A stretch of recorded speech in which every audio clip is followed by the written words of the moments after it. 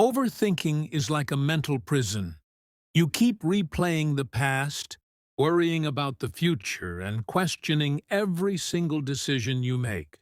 It steals your peace, drains your energy, and stops you from taking action.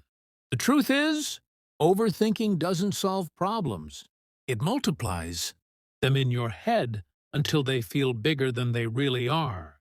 I've been there, trapped in endless what-if loops, telling myself I was being careful, when in reality, I was just scared to move forward. But here's the good news. You can break free. You can train your mind to stop spinning in circles and start focusing on what matters. In this video, I'm going to share 10 powerful rules that will help you escape the overthinking trap. These rules will teach you how to live more in the moment, make faster decisions, and trust yourself again. We'll talk about why you must set a time limit for decisions, how to stop seeking everyone's approval, how to take small, imperfect action instead of waiting for perfect conditions, how to replace what if with what now, and why controlling your focus is the most powerful skill you can develop. We'll go deeper into why you should write your thoughts down, instead of letting them swirl in your mind, how limiting your information intake keeps your brain clear, how trusting your gut can be smarter than endless analysis, how focusing on what you can control brings peace, and how living in the present moment is the ultimate cure for overthinking. By the end of this, you'll have a clear, simple, and actionable roadmap to stop overthinking once and for all, and start creating the life you've been overthinking about for years. Rule 1. Recognize that overthinking is a habit, not a fact. Overthinking doesn't happen because you're broken, unlucky, or not good enough. It happens because your brain has been trained to live in the loop of what-ifs and should-haves. The first step to breaking free is realizing that overthinking is not reality. It's a habit of the mind. Think about it. Habits are formed by repetition, and the more you repeat a thought, the stronger it becomes. Overthinking thrives when you believe every thought you have is true or urgent. But here's the truth. Most of our thoughts are just mental noise. They're like pop-up ads in your brain, trying to convince you to click and waste your time. You don't have to click. You don't have to believe every story your mind tells you. The moment you start observing your thoughts instead of obeying them, you take away their power. That's why awareness is the first rule. Sit down, breathe, and notice what's going on in your mind. Don't judge it. Don't fight it. Just say to yourself, "This is my mind doing its habit again." When you recognize overthinking for what it is, a mental habit, not the truth, you open the door to peace. You stop wrestling with every what-if and start focusing on what's real, right now. Because the more you live in the present, the weaker the habit becomes. And here's the bonus. Once you weaken overthinking, your confidence grows naturally, because you're no longer trapped in mental rehearsals of problems that don't even exist. Rule 2. Focus on what you can control. One of the main reasons we overthink is because we waste mental energy worrying about things that are completely out of our hands. We replay conversations in our minds, wonder what other people are thinking, or stress about outcomes that we can't predict. But here's the truth. No amount of thinking will give you control over the uncontrollable. The only thing you truly have power over is your own actions, your own choices, and your own mindset. When you shift your focus to what you can control, life becomes lighter. Instead of asking, "What if it goes wrong?" ask, "What can I do right now to make it better?" This change in perspective instantly quiets unnecessary thoughts and replaces them with purposeful action. It's like switching from sitting in a rocking chair, moving a lot but going nowhere, to driving a car towards a clear destination, Overthinking thrives on uncertainty, but clarity thrives on action. So if you want peace of mind, stop trying to control every detail of the future and start mastering the one thing you have full authority over: yourself. Rule 3. Limit the time you spend thinking about a problem. Overthinking is like quicksand. The more you struggle inside your own head, the deeper you sink. The human brain loves to chew on problems, to replay them, to dissect them from every possible angle. At first, that might seem productive, but there's a dangerous tipping point where thinking stops, being problem-solving, and starts becoming mental self-torture. You're no longer working toward a solution. You're simply feeding anxiety. The truth is, most problems don't need more thinking. They need better thinking. And that comes from setting boundaries on how long you'll allow your mind to dwell on them. Imagine if you treated your thoughts like a meeting at work. There's a start time, a focus, and a clear end time. You decide, I'll give this problem 15 minutes of my focused attention. Then I will either take action or let it go. This single discipline forces your brain to prioritize action over endless rumination. You might ask, but what if the solution doesn't come in 15 minutes? That's fine. Solutions rarely appear when you're drowning in the problem. Often, they arrive when your mind is free and open, during a walk, a shower, or when you're focused on something else entirely. That's because your subconscious mind works best when you stop suffocating it with constant overanalysis. By putting time limits on your thinking, you teach your brain two powerful lessons. 1. Not every thought deserves unlimited attention. 2. You are in control of your mind, not the other way around. When you limit thinking time, you cut the oxygen supply to overthinking. You create space for clarity, creativity, and peace. And slowly, you realize that most of the things you were obsessing over didn't deserve nearly as much space in your head as you were giving them. Rule 4. Take action before you feel ready. One of the most dangerous traps of overthinking is the illusion that you must have all the answers before you move forward. You tell yourself you're just preparing, or just waiting for the right time, but in reality, you're stalling. Overthinking thrives in this waiting room.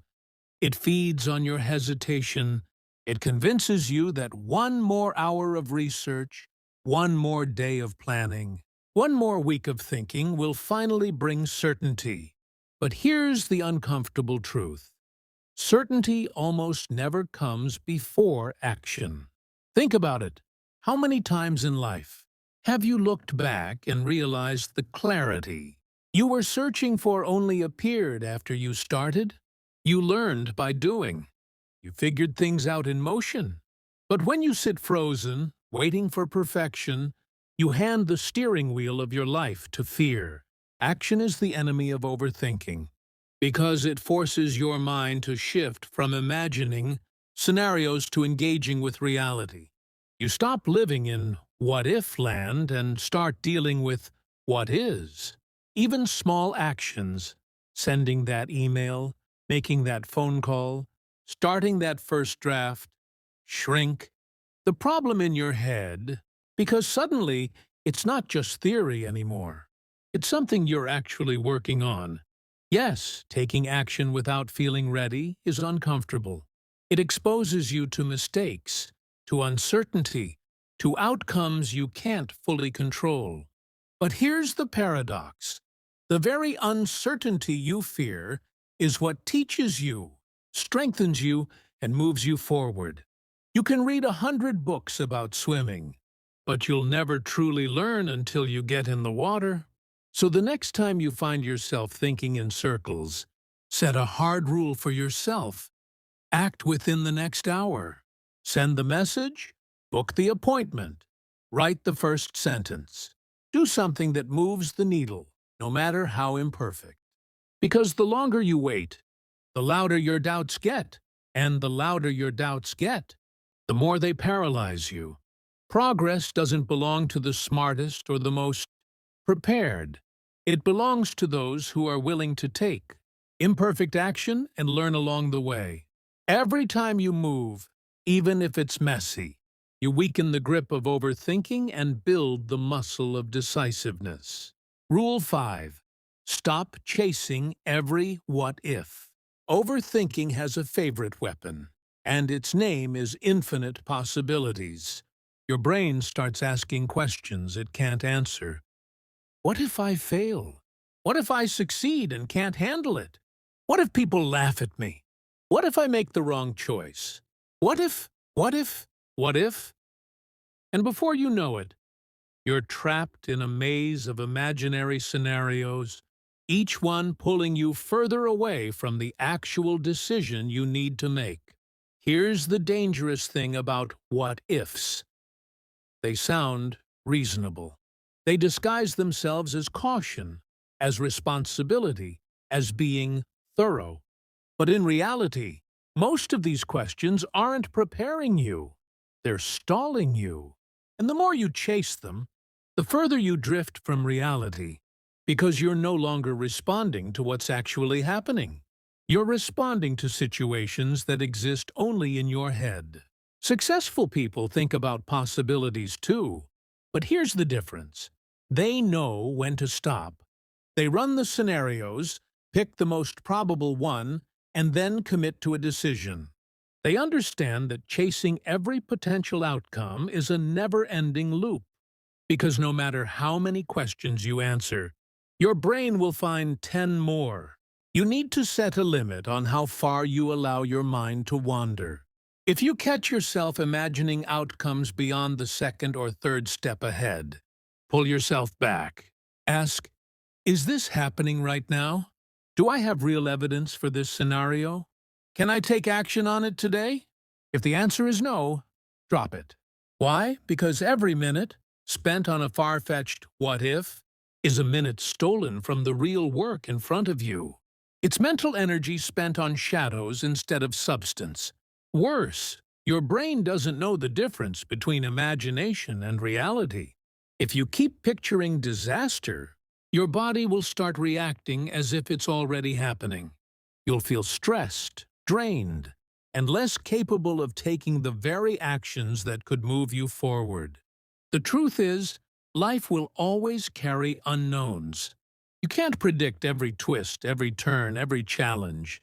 But you can prepare yourself to meet them when they come. Not by rehearsing 1,000 what-ifs, but by sharpening your ability to adapt in real time. That's where your power lies. Not in controlling the future, but in controlling your response to the present. So here's your rule. The next time your mind starts spiraling into endless scenarios, stop mid-thought and say out loud if you have to, that hasn't happened yet. When it does, I'll deal with it. This simple habit snaps you out of overthinking and drops you back into reality, where real progress is made. Rule 6. Accept that you can't control everything. This is the rule that separates chronic overthinkers from those who move forward in life. Understanding. Deep down, that control is an illusion.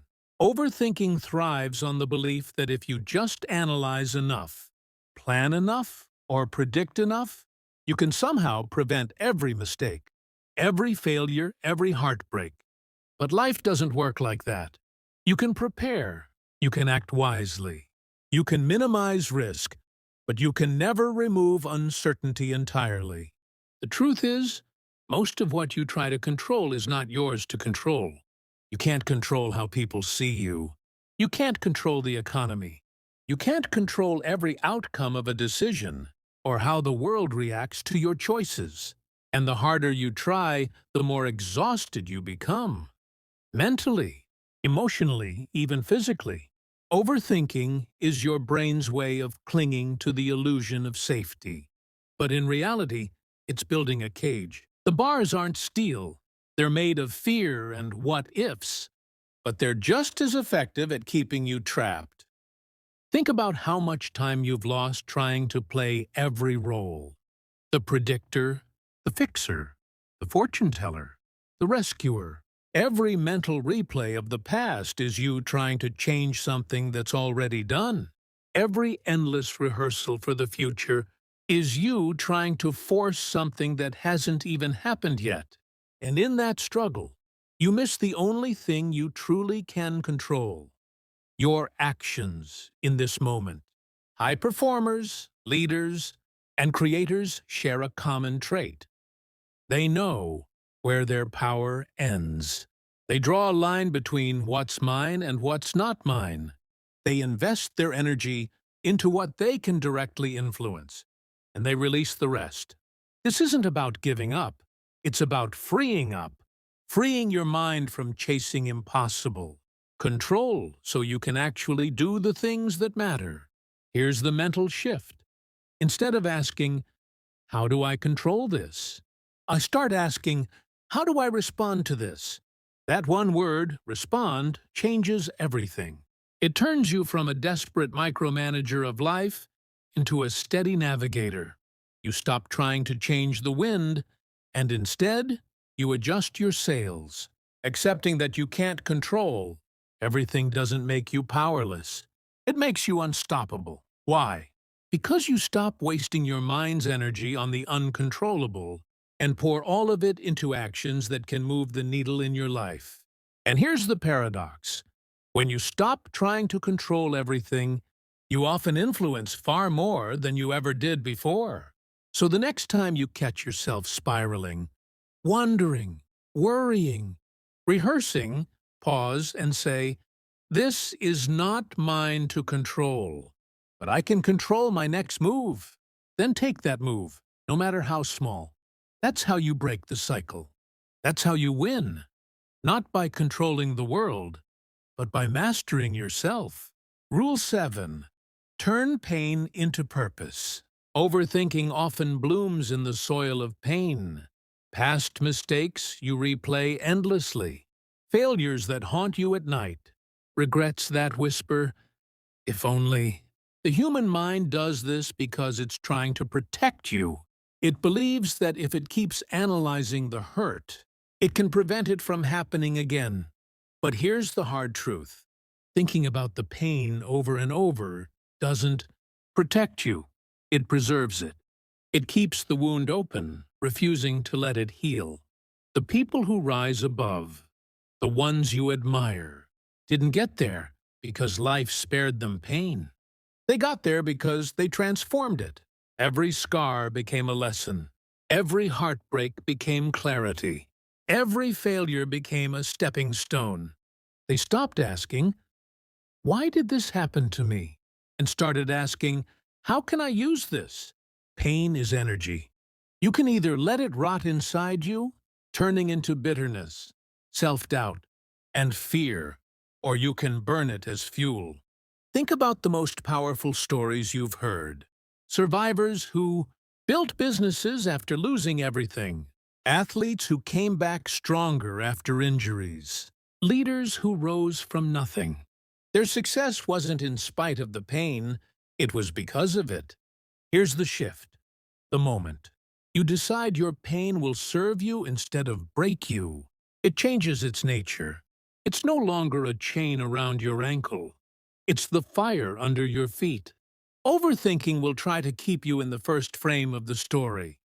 The mistake, the loss, the betrayal. But you have the power to turn the page. Ask yourself, what did this teach me about myself? How can I use this to help someone else? How can this make me sharper, stronger, wiser?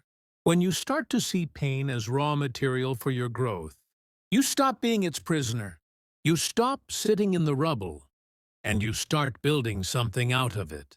And here's the beautiful twist. When you use your pain to create, to help, to push forward, you rob it of its power to hurt you. Turning pain into purpose doesn't erase the scars, but it makes them mean something. And meaning is stronger than fear. Meaning is what turns overthinking into forward motion. So next time your mind drags you back into the past, stop and say, "This is my fuel now." Then take one small step. Write the page, start the project, make the call, share your story. Every step forward is a victory over the part of you that wanted to stay stuck. Because you were never meant to live inside your pain. You were meant to rise from it. Rule 8. Accept that you can't control everything. One of the biggest fuels for overthinking is the illusion of control. You believe that if you think long enough, hard enough, in enough detail, you can predict the future, avoid mistakes, and guarantee a perfect outcome. But deep down, you already know it's impossible. Life has too many moving parts. People change, opportunities shift, unexpected events crash into your plans. And yet, we fight this truth with endless mental battles, replaying scenarios in our minds, hoping that control will bring peace. Here's the paradox. The more you try to control everything, the more powerless you feel. Overthinking is your mind's desperate attempt to rewrite reality into something predictable. But life is not a chessboard you control. It's an ocean you learn to navigate. And when you finally accept that you can't control every wave, you stop exhausting yourself trying to look at the most resilient people in the world. They don't waste time resisting what they can't change. They focus on what they can, their actions, their mindset, their choices. They understand that control isn't about micromanaging life, it's about mastering yourself in the middle of uncertainty. Think about it. How much of your anxiety comes from trying to control other people's opinions, decisions, or feelings? How many hours have you lost replaying conversations, imagining what they might think, what could happen? Every moment spent there is a moment stolen from what you can shape. Your skills, your health, your relationships, your peace of mind. Accepting that you can't control everything doesn't mean you're powerless. It means you're wise. It means you've learned where to put your energy. Instead of trying to predict every twist of the story, you show up prepared for whatever chapter comes next. You stop holding your breath for the perfect moment, and you start moving with what you have now. Here's the truth. Peace comes the moment you decide to release the weight of control. It's the moment you say, "This I can't change, but this, right here, I can." And when you live like that, you become lighter, sharper, freer. You act more, you hesitate less, you live more fully. Because the need to control everything is what keeps you stuck. But trust, real trust, in yourself and in the process, that's what sets you free. Rule 9. Live in the present moment. Overthinking is almost never about now. It's about the mistakes of the past or the fears of the future. You're either replaying a scene you can't change or scripting a disaster that hasn't even happened. And while your mind is trapped in those loops, the present moment, the only place where life actually happens, slips away. Think about this. The happiest, most fulfilled people you've ever met aren't the ones who have perfect control over life. They're the ones who know how to be here. They drink their coffee without checking the clock every 2 minutes.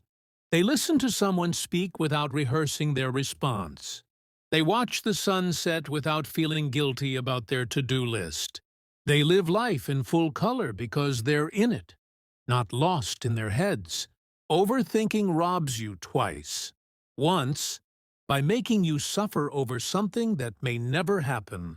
And again, by making you miss the moments that are happening right now. You can't build a meaningful life if you're never truly present for it. The present moment is not just a cliché, it's power. It's where decisions are made, relationships are deepened, and joy is actually felt. But to live here, you need to train your mind like a muscle. When you catch yourself drifting into the what-ifs or the I should have, stop, breathe. Ask yourself, what is true right now? Look around you. Notice the details, the sound of the room, the colors in the light, the air on your skin. Living in the present is not about ignoring your past or refusing to plan for the future. It's about understanding that neither the past nor the future can be lived, only learned from or prepared for. The living part? That's now. This breath, this step, this conversation. Here's the truth. If you don't learn to be here, you'll spend your entire life waiting for happiness, thinking it's in the next achievement, the next goal, the next chapter. But when you finally reach those things, your mind will already be somewhere else, worrying about the next. The cycle never ends, unless you decide to end it. So stop overthinking. Close the file on yesterday. Postpone tomorrow until tomorrow. And instead, give yourself fully to this moment, because it's the only one that's real, the only one that's guaranteed, and the only one that will ever truly belong to you. Rule 10. Take decisive action. Overthinking thrives in the absence of action. The more you sit still, the more your brain fills the silence with what-ifs and maybes. It's like standing at the edge of a swimming pool for hours, debating whether the water is too cold, when the only way to know is to jump in. The cure to overthinking is movement. Not perfect movement, not flawless plans, just action. The most successful people in the world aren't the ones who never make mistakes. They're the ones who act, learn, adjust, and act again. Action breaks the loop of paralysis, because your mind stops chasing hypothetical scenarios and starts responding to real ones. Even the smallest step, a phone call, an email, a draft, a conversation, shifts you from mental noise to real-world progress. Here's the thing. Clarity doesn't come before action. It comes from action. Waiting until you feel ready is just another form of procrastination in disguise. You'll rarely feel 100% certain, but you can feel 100% committed to taking the next step anyway. If you've been stuck in your head, today's the day to pick one thing you've been overthinking and just do it.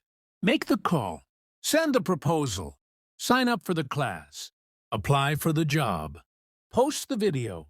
Whatever it is, stop circling it in your mind and start moving toward it. Because here's the truth. The cost of inaction is far greater than the cost of a mistake. One keeps you moving forward. The other keeps you trapped in the same place, replaying the same fears over and over. Action isn't just the end of overthinking, it's the beginning of building the life you want. So, those were the 10 powerful rules to stop overthinking and take back control of your life. If even one of these rules spoke to you, don't just let it fade away. Act on it today. And I want to hear from you, what's the one area of your life you're going to stop overthinking and start taking action on? Drop your answer in the comments below so we can inspire each other to move forward. If this video gave you value, give it a like so it reaches more people who need to hear it. Subscribe for more deep, practical content on mindset, money, and self-growth. And turn on the notification bell so you never miss an episode. Remember, your time is now, and overthinking will only steal it from you. Let's build the life you deserve, starting today.